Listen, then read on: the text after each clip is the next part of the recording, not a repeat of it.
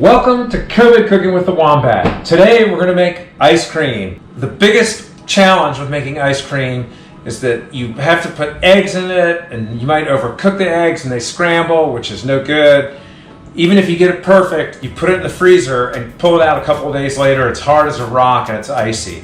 So we found a couple of hacks for making ice cream that will help you make an ice cream that'll taste great right out of the ice cream maker, and when you put it in the freezer and you freeze it for a couple of days, it'll still be great. Okay, we start with heavy cream, 2 cups, milk, 2 cups. We're going to keep this simple, equal parts, heavy cream and milk.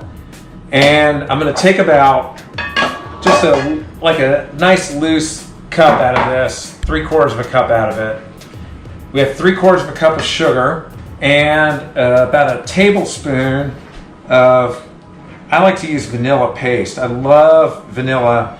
I like strong vanilla, and vanilla paste gives you a really good vanilla flavor, and it has the seeds from the vanilla bean in it, which make it even more authentic and tasty.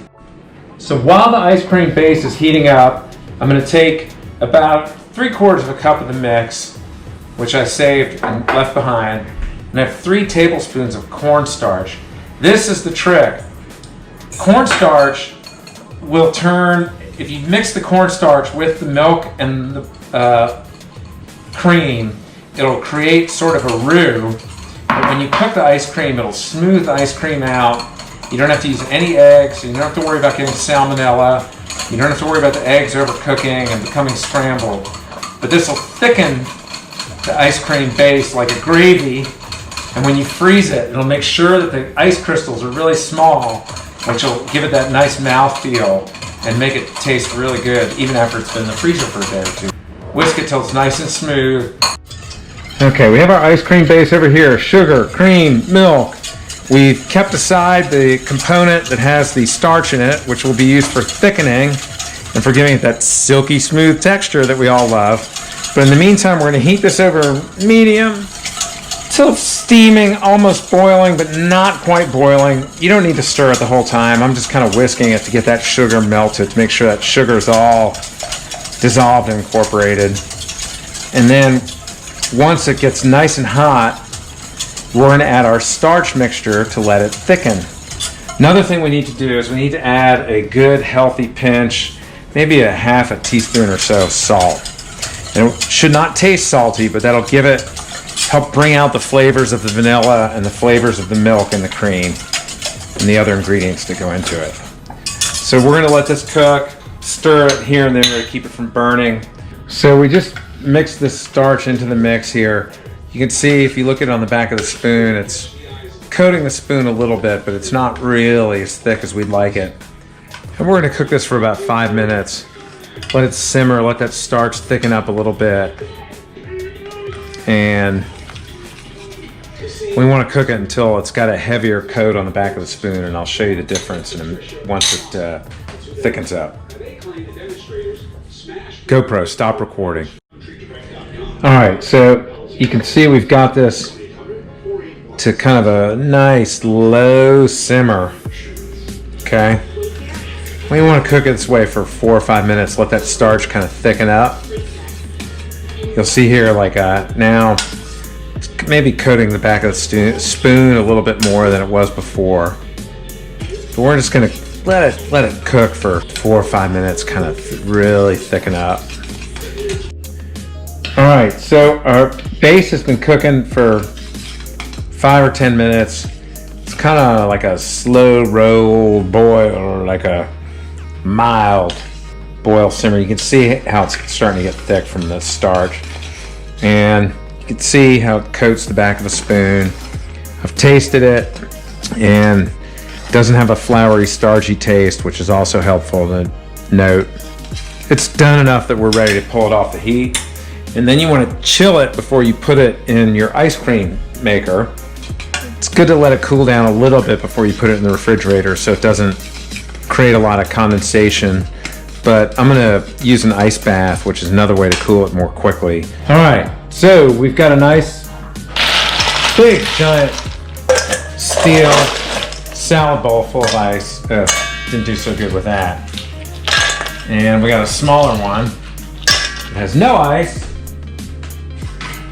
And just to kind of speed the cooling of this, I'm gonna go ahead and pour this ice cream base in here.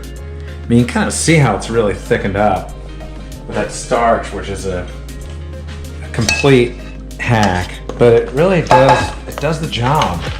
So I'm gonna cool down this ice bath, and you want to get it really chilled before you put it in an ice cream maker. In fact, I'd even recommend cooling it down in an ice bath and sticking it in the fridge, making it a day early or a few hours early, so that you want it to be as cold as it can possibly be without being frozen before you put it in the ice cream maker. All right, today is July 2nd, which means the day after tomorrow is the 4th of July, and we're working on ice cream.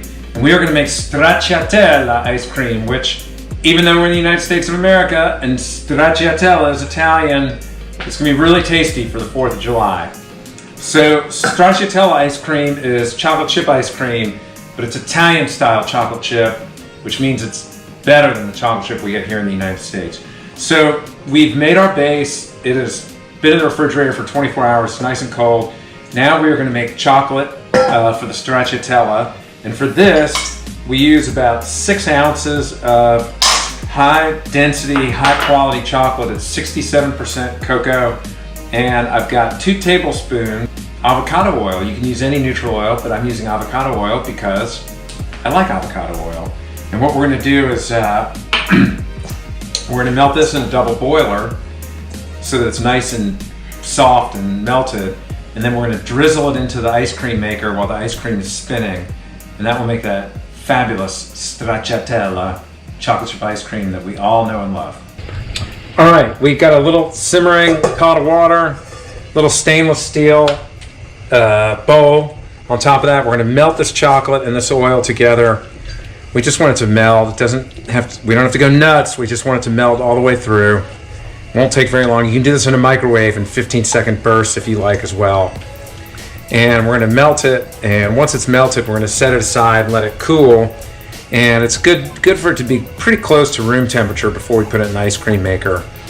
So you can see, look at that, that happened pretty fast, didn't it? Look at that chocolate, look how beautiful that chocolate is, huh? That's some high quality, high cacao chocolate. And look at the chocolate, that beautiful color. It's the exact same color as our dog, Jerry. Okay, as by way of comparison, here's our chocolate. Here is our chocolate colored dog. Chocolate colored dog. They're almost the same color. Okay, I have my handy dandy trusty Cuisinart ice cream maker here. And you know what? This is worth buying because it's fun. Kids like it, makes a good product. Here's our ice cream mix, which has been chilling out in the refrigerator for about a day. And you can see it's kind of gloopy, which is good. It is exactly what we want it to be. And so when it freezes hard, those ice crystals will be small and you won't have a frozen icy product. We put the lid on, turn this on, it only has 1 speed, and we're gonna let it spin for about 20 minutes, at which point the ice cream should be pretty much ready. And then we're gonna drizzle in the chocolate on top to make stracciatella, or Italian chocolate chip ice cream.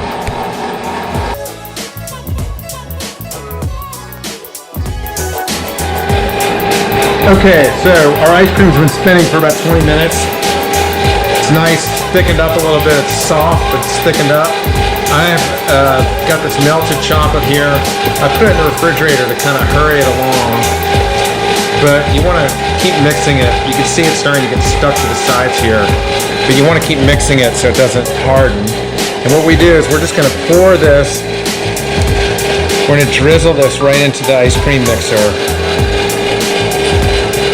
Like this. And we're going to let the ice cream mixer do the work. You can actually see the chocolate starting to harden in there. And the ice cream machine is laboring a little bit to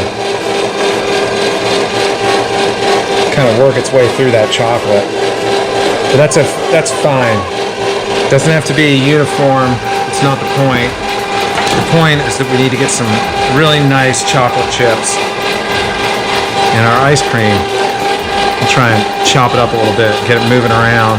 So that's starting to look like good old Italian style stracciatella.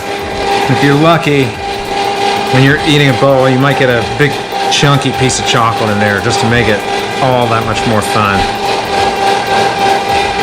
All right, so we're gonna let it spin for another minute or so. Transfer it to the freezer. Okay, so you gotta work fast here. When this is done, you don't wanna overspin it. You want it to be nice and thick. You want the chocolate, you can see this chocolate has hardened into chocolate chips. And I'm just gonna put that there. And once you take this thing, once you quit spinning it, all that ice cream is gonna start sticking to the edges of the freezer bowl. So you wanna transfer it as quickly as you can. And the best thing to do, the smart thing to do, your container that you're going to put it in, glass is good because glass will do this well. And put it in the freezer and chill it, which I did. So this container is nice and cold, this glass container. And we're going to scoop this gelato right into the glass container. And it'll stick to the sides here, so I'm going to scrape. Try and get as much of this out as possible. If you let it melt and then try and refreeze it, that will also make it icy. And what we're trying to do is avoid iciness. We want it to be creamy, even if it's frozen hard, frozen solid. When you scoop it, you want it, and you put it in your mouth and you eat it, you want it to be creamy with little bitty baby ice crystals, not big giant sheets of ice. So, there it is. And I'm going to put it in the freezer with a lid and let it firm up. All right. So, this is our stracciatella chocolate chip ice cream. I want you to get a look at how beautiful this is. Look at how beautiful this is. And I like to let it freeze until it's hard frozen, but we have some people who are antsy to have some. And they want me to add peanut butter M&Ms, which, I mean, it's a little bit tacky, but it's also really tasty. All right, I'm not gonna eat the peanut butter because I don't want the peanut butter, but very good. Stracciatella, chocolate chip ice cream, just in time for the 4th of July. And let me tell you something, brother, it's good.